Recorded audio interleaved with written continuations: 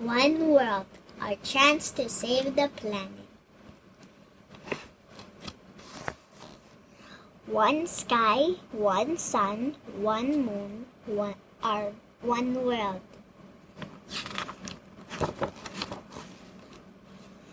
A little girl stood still at the edge of the world and looked up at the sun. She watched it go down at the end of the day. That night, she watched the moon rise and the stars come out.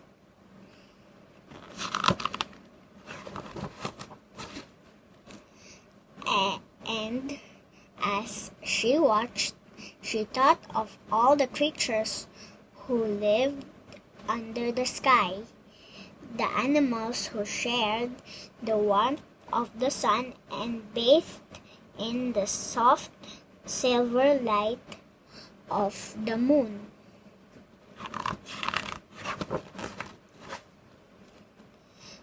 The next day, the little girl and her brother stood at the edge of a pool by the sea.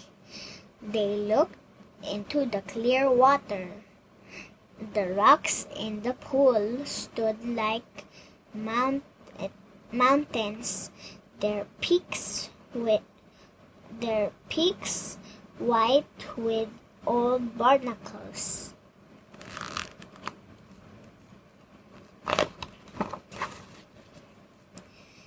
Each time a wave washed through a gap in the rocks, dark forests of weeds waved as through. They were trees in the wind. Tiny fish darted into the shadows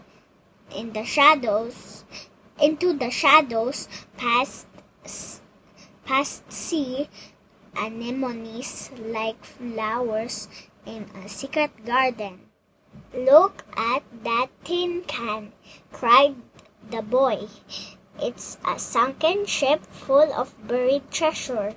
And as they watched, they saw starfish move slowly amongst a galaxy of shells and pebbles, round as moons. On the surface of the pool, two feathers bobbed in a blob of oil.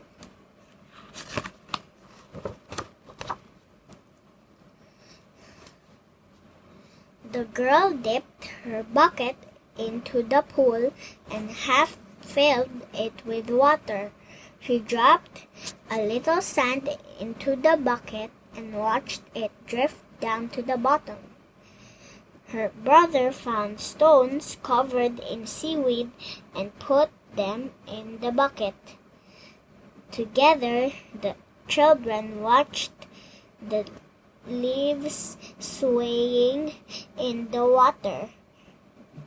Then they added other kinds of seaweed and colored stones and shells.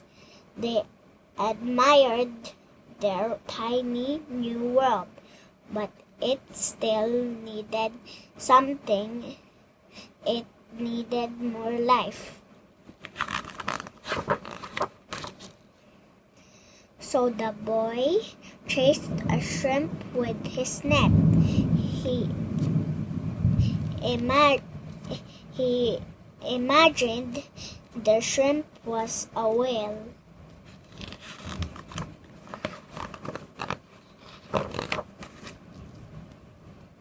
In a short time, he caught 2 shrimps and 3 small fishes.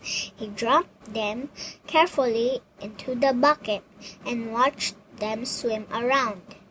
The 2 children had made their own world. It was a new world with its own forests, its own life.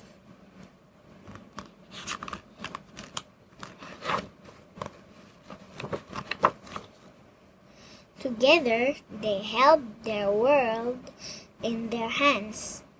All the long afternoon they tended their tiny world. They added more seaweed shells and 3 more fish. But the more they added to their world, the more they took from the real world. The only things now floating in the pool were the feathers and the blob of oil.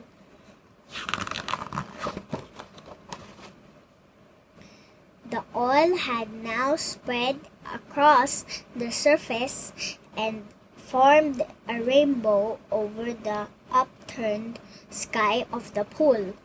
But as it spread, the pool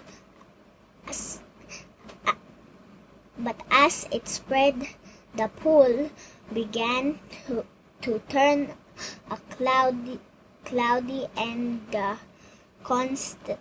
constellations of shells and starfish disappeared, just as the moon and stars are hidden where the forests of the world are burnt.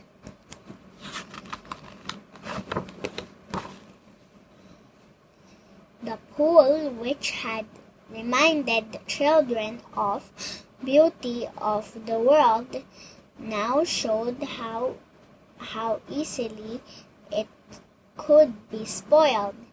It reminded them of the larger world they knew, where forests were disappearing in the clouds of smoke, and people in towns were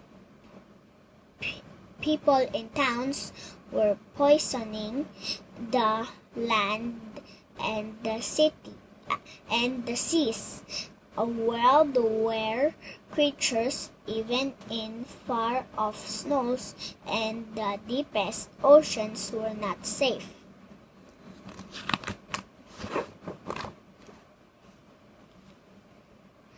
Their little pool seemed so small, and the world so big, just a drop in the ocean, really. "What can we do?" cried the boy. "You could help me," said the girl, and together they removed the tin can and dropped one feather and the blob into it. They used the other feather to skim off the oily rainbow. Carefully, they returned all the things from the bucket to the larger world of the pool. Soon, the tide would return and join the pool to the wide world of the ocean.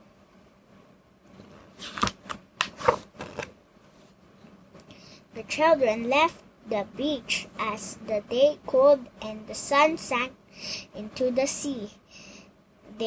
Their bucket held only the tin, the oil, and the feathers. They wondered what the evening tide would bring. In the morning, they would check all the pools. "We can ask the other children to help," said the girl. That night, the children watched the moon and the stars. They thought about all the other children who lived under the sky, who needed the warmth of the sun and the soft silver light of the moon.